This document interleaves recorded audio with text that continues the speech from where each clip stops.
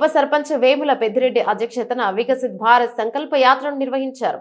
అధికారులు కేంద్ర ప్రభుత్వం అమలు చేస్తున్న పథకాలను పట్ల అవగాహన కల్పించారు. ప్రధానమంత్రి మోదీ సందేశాన్ని దృశ్య శ్రవణం ద్వారా వినిపించారు. ప్రధానమంత్రి నరేంద్ర మోదీ నాయకత్వంలో భారతదేశం ప్రపంచంలోనే పెద్దన్న పాత్ర పోషించే స్థాయికి ఎదిగిందని వారు తెలిపారు. అనంతరం గోడ ప్రతులను విడుదల చేశారు. ఉజ్వల యోజన, ఆయుష్మాన్ భారత్, ప్రధానమంత్రి కిసాన్ సమ్మాన్ నిధి, జన్ ధన్ బ్యాంక్ ఖాతాలు తీసుకోవాలని సూచించారు. ఆయుష్మాన్ భారత్ కార్డులు పొందాలని, దీంతో ప్రైవేట్ ఆసుపత్రుల్లో 5 లక్షల రూపాయల వరకు వైద్య ఖర్చులు పొందొచ్చన్నారు. ఇల్లు లేని వారు ఇంటి నిర్మాణ సాయం కోసం ప్రధానమంత్రి ఆవాస్ యోజన, అటల్ పెన్షన్, జీవన జ్యోతి బీమా, కిసాన్ సమ్మాన్ నిధి తదితర పథకాలను వివరించారు. స్వయం ఉపాధి కోసం రుణాలు పొందాలని, ముద్రా లోన్ కు దరఖాస్తు చేసుకోవాలన్నారు.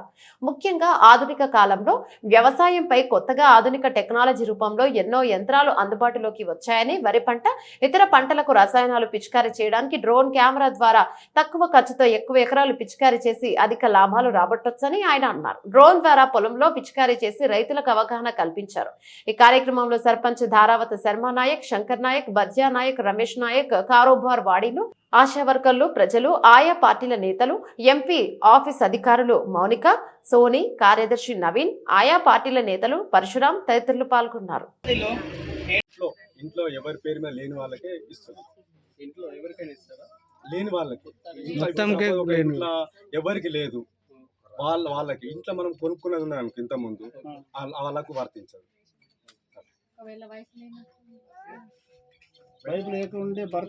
టీచర్స్కి అలాగే సల్పబండ తాండ గ్రామ ప్రజలకు నా యొక్క నమస్కారము. నేను ఇక్కడ MLHP అంటే sub centre Dubbaka DB Thanda సల్పతాండకు నేను MLHPని. సో నేను మాట్లాడాలనుకుంటున్న టాపిక్ ఏంటంటే, మేడం గారు చెప్పారు కదా, ఒక మహిళ ప్రెగ్నెంట్ అయినప్పటి నుండి బేబీ డెలివరీ అయినప్పటి వరకు ఆమె కంప్లీట్ పోషణ అనేది అంగన్వాడీ టీచర్స్ ఇస్తుంటారు.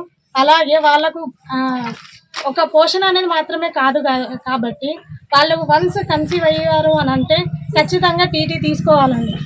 టెటనస్, డిప్టీరియా అనే వ్యాక్సిన్ ఉంటుంది. అది 2 డోసెస్లో ఉంటుంది. అది కన్సీవ్ అయిన తర్వాత ఆశా వర్కర్లు వాళ్ళు ఫాలోఅప్ చేస్తూనే ఉంటారు. మీ LMP మిస్ అయిందా లేదా అని ఫాలోఅప్ చేస్తూనే ఉంటారు. వాళ్ళకి మీరు మిస్ అయిన డేట్ చెప్తే వాళ్ళు మెటర్నల్ చైల్డ్ హెల్త్లో వాళ్ళు ఇంతకుముందు KCR కిట్ అని ఉండేది, ఇప్పుడు మెటర్నల్ చైల్డ్ హెల్త్ వాళ్ళు అందులో రిజిస్టర్ చేస్తారు. అప్పుడు మనకి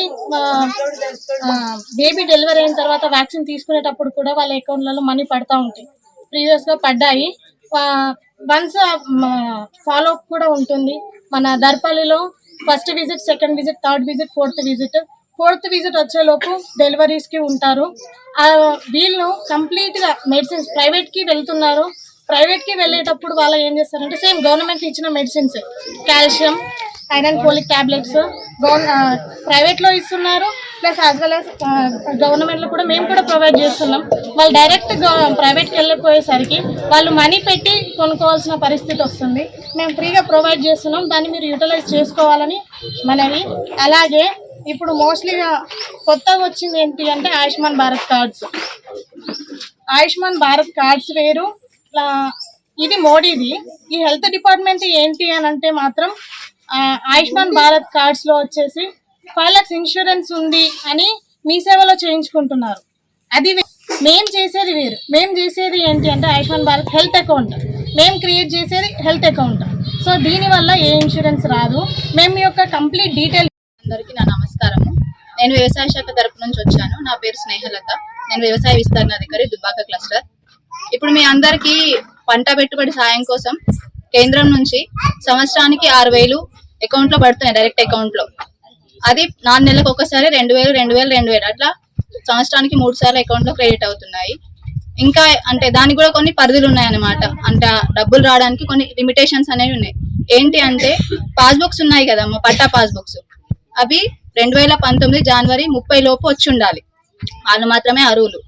మళ్ళీ ఇంట్లో భార్యాభర్తలు ఉన్నారనుకోండి, భార్యాభర్తలు ఇద్దరికి పట్టా పాస్బుక్లు ఉంటే ఒకరికే వస్తాయి. అట్లా కాకుండా అత్త మామ, కోడలు, అల్లుడు అట్లా రిలేషన్స్ వేరే ఉంటే, సంబంధాలు వేరే ఉంటే ఇద్దరికి వర్తిస్తుంది. ఇంకెవరన్నా ఇప్పుడు ఆధార్ కార్డ్స్ ఈకేవైసీ మొన్నటి వరకు చేశారు, 1 year బ్యాక్ మొత్తం ఆధార్ కార్డ్స్ లింక్ చేయించారు అకౌంట్స్ కి, PM కిసాన్ అకౌంట్స్ కి. అట్లా ఇంకెవరైనా అకౌంట్స్ లింక్ అవ్వకపోతే ఈకేవైసీ చేయించుకోండి మీ సేవలో. అట్లనే బ్యాంక్ లో కూడా కొంతమందివి ఆధార్ లింక్ అవ్వలేవు. బ్యాంక్ లో కూడా బ్యాంకులకి వెళ్తే కూడా ఆధార్ లింక్స్ చేస్తారు, అవి చేయించుకోండి. ఇంకెవరికైనా నాకు 2018 కన్నా ముందు బుక్ వచ్చింది, 19 కన్నా ముందు బుక్ వచ్చింది, పిఎం కిసాన్ డబ్బులు రావట్లేదు అంటే మమ్మల్ని సంప్రదించండి. ఇంకేమైనా డౌట్స్ ఉంటే నన్ను అడగండి, నేను ఇక్కడే ఉంటాను. పిఎం ప్రణామ్ స్కీమ్ ఏంటంటే భూమి పునరుద్ధరణ మెరుగుదల అవగాహన కార్యక్రమం. ప్రస్తుతం మనం అధిక దిగుబడుల కోసం పంట పొలాలకి ఎరువులు, రసాయన ఎరువులు వాడుతున్నాం కదా, దానివల్ల భూమిలో సామర్థ్యత తగ్గిపోతుంది, అలాగే సారం కూడా తగ్గిపోతుంది. ఎక్కువ మోతాదులో రసాయన ఎరువులు వాడడం వల్ల మనకి అనేక అనారోగ్య సమస్యలు వస్తాయి. ఎందుకంటే భూమి అనేది కలుషితంగా తయారవుతుంది. ఆ ఆహారం మనం తీసుకోవడం వల్ల మనకి క్యాన్సర్, ఇంకా చర్మ సమస్యలు, ఇవే కాకుండా మరెన్నో అనారోగ్య సమస్యలు వస్తున్నాయి. అందుకే రసాయన ఎరువులు కొంచెం తగ్గించుకొని వాడుతూ మనం సేంద్రియ ఎరువుల్ని వాడుకోవాలన్నమాట. మనకి ఎంత పొలం ఉంటే అందులో కొంత భాగం మటుకి సేంద్రియ వ్యవసాయానికి కేటాయించుకోవాలి. దాంట్లో సేంద్రియ ఎరువులు వాడుకోవాలి.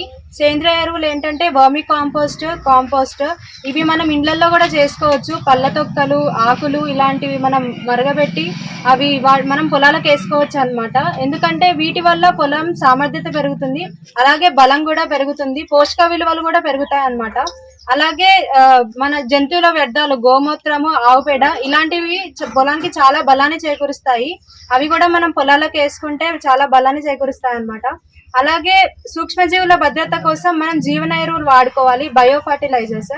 ఎందుకంటే మనం పొలాలకి ఏ ఎరువులు వేసినా కూడా సూక్ష్మజీవులు అనేవి వాటిలోని పోషకాలు గ్రహించి మొక్కలకు అందజేయడంలో తోడ్పడతాయి అన్నమాట. అందుకే జీవన ఎరువులు వాడుకోవాలి. అలాగే మట్టి నమూనా పరీక్ష, పొలాల్లో ఏ పోషక లోపాలు తక్కువ ఉన్నాయో మనం తెలుసుకోవడం కోసం మట్టి నమూనా పరీక్ష చేయించుకోవాలి. పొలంలో మట్టి కొంచెం శాంపుల్ తీసుకెళ్తే సాయిల్ టెస్టింగ్ ల్యాబ్ లో మనకి టెస్ట్ చేసి ఇస్తారు.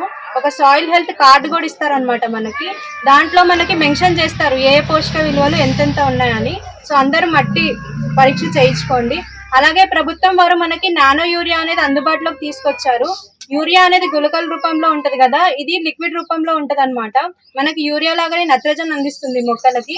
ఇదేంటంటే 2 నుంచి 4% నానో యూరియా మనకి 1 లీటర్ నీటిలో కలుపుకొని మొక్కలకి పిచికారీ చేసుకోవాలి. మొక్కజొన్న గానీ ఏ పంట మొక్కలకైనా వేసుకోవచ్చు, పళ్ళ మొక్కలకు కూడా వేసుకోవచ్చు అనమాట. యూరియా బస్తా కన్నా చాలా కాస్ట్ తక్కువ, ఇది వచ్చేసి మనకి 225 రూపాయలకే లభిస్తుంది. అలాగే యూరియా బస్తాలు మోసుకెళ్ళే అవసరం లేకుండా అలాగే పొద్దున లేదా సాయంత్రం పిచికారీ చేసుకోవాలి. కన్నా తక్కువ మోతాదులో పొలాలకి సరిపోతుంది, 500 ml 1 ఎకరానికి సరిపోతుంది. అలాగే నానో టెక్నాలజీ, డ్రోన్ ద్వారా పిచికారీ, ఇక్కడ డ్రోన్ మేము డిస్ప్లే చేసాము, దీని ద్వారా మనం పిచికారీ చేసుకోవచ్చు అన్నమాట. ఎందుకంటే ఇప్పుడు మీరు పిచికారీ డబ్బాలు తీసుకెళ్తారు కదా పొలాలకి, అది 5 నుంచి 6 సార్లు నీళ్లు నింపుకోవాల్సి వస్తుంది మీకు. అలాగే గంట పైగా సమయం పడుతుంది. దీని ద్వారా పిచికారీ చేసుకుంటే ఏంటంటే మనకి 1 ఎకరం వచ్చేసి 10 నుంచి 15 నిమిషాల్లో పిచికారీ చేసేస్తుంది అనమాట. మీకు సమయం కూడా ఖర్చు తగ్గుతుంది. ఇది మేము ఎలా వాడాలో, పిచికారీ చేయాలో మేము డెమోన్స్ట్రేషన్ చేసి చూపిస్తాము. స్పీచ్ అయ్యాక అందరు చూసారు. ఇది ఏదైతే మనందరం ఎక్కట్టై కూర్చున్నామో, ఏకాతృతమై కూర్చున్నామో, ఒకే దగ్గరే కూర్చున్నామో, దానికి సంబంధించినటువంటి చాలా డిపార్ట్మెంట్ రావడం జరిగింది. సారీ మేడం పేరు తెలియదు. రెండోది హెల్త్ డిపార్ట్మెంటు, ఫర్టిలైజర్ డిపార్ట్మెంటు మరియు గ్రామ సర్పంచ్, చైర్మన్ చాలా సుపరిచితులు. ఫస్ట్ ఆఫ్ ఆల్ ఇక్కడ చాలా మంచి విషయాలు, చాలా మంచి సందేశాలు మీ గ్రామ ప్రజలకు హెల్త్ డిపార్ట్మెంట్ వాళ్ళు ఇచ్చారు. ఎందుకంటే అన్నెసెసరీగా అనవసరమైనటువంటి ఖర్చు ప్రోగ్రామ్స్ కల్పిస్తున్నాయి, వాటన్నిటిని యూజ్ చేసుకోవాలని చెప్పేసి మేడము మరియు ఈ మేడం గారు కూడా చాలా చక్కగా చెప్పారు. ఎందుకంటే వేస్టేజ్, మీరు కష్టపడి సంపాదించిన మనీని గవర్నమెంట్ కల్పించినట్టు అవకాశాలను ఉపయోగించుకోవాలని. అదేవిధంగా మేడం సార్ కూడా చెప్పారు ఏంది సేంద్రియ ఎరువుల గురించి. ఒకప్పుడు రైతే రాజు అన్నారు సార్, బ్యాంకు గురించి చెప్పండి. రైతే రాజు అన్నారు. అప్పుడు రైతు పండించినటువంటి ఆహారాన్ని తీసుకొని చాలా బలంగా తయారయ్యారు. కానీ ఇప్పుడు అదే రైతు ఏదైతే విపరీతమైనటువంటి, సార్ మీరు చాలా చక్కటి క్వశ్చన్ అడిగారు. బ్యాంకు మాది వచ్చేసి కంప్లీట్ గా Indian overseas bank Dubbaka branch. మాది ఖచ్చితంగా రూరల్ బ్రాంచ్. ఈ రూరల్ బ్రాంచ్ లో వచ్చేసి మనకు బిజినెస్ అకౌంట్స్ అనేటివి చాలా తక్కువ ఉంటాయి.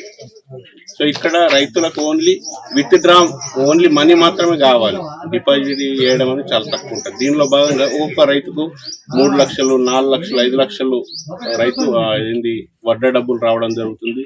అది అయిపోగానే ఆటోమేటిక్గా రైతు స్టేట్ గవర్నమెంట్ ఇచ్చినటువంటి రైతు బంధు ఏదైతుందో అవి రావడం జరుగుతుంది. సో దాంట్లో భాగంగానే మనకు ఎప్పుడు కూడా మేము కూడా తీసుకొచ్చేది ఏది, మేము సిటీ ఆర్మూర్ కానీ లైక్ నిజామాబాద్ నుంచి కూడా తీసుకొస్తాము. సో దాంట్లో మాకు ఒక 6-7 విలేజెస్ ఉన్నాయి. వీళ్ళందరికీ ఇవ్వడంలో కొంచెం ఇబ్బంది అయితే జరుగుతుండొచ్చు, నేను కాదన్నాను. కానీ వీలైనంత మటుకు మేము అందరికీ హెల్ప్ చేయడానికి ట్రై చేస్తాం. అంటే మాకు ఎప్పుడైతే డిపాజిట్స్ రిసీవ్ చేసుకున్నట్టయితే ఆటోమేటిక్గా మీ దగ్గరికి తీసుకున్న డబ్బులు మేము ఆటోమేటిక్గా వాళ్ళకు పేమెంట్ అనేది చేయడం జరుగుతుంది. ఇక్కడ రిసీట్ అనేది అసలు కంప్లీట్గా రాదు. రెండోది, యాక్చువల్గా నాది వచ్చేసి ప్రాపర్ నందిపేట మండల్. నేను ఇక్కడ అబ్జర్వ్ చేసింది అంటే మోర్ దెన్ 85% చాలా మంది అందరూ అబ్రాడ్లోనే ఉన్నారు, గల్ఫ్ దేశాలలోనే ఉన్నారు.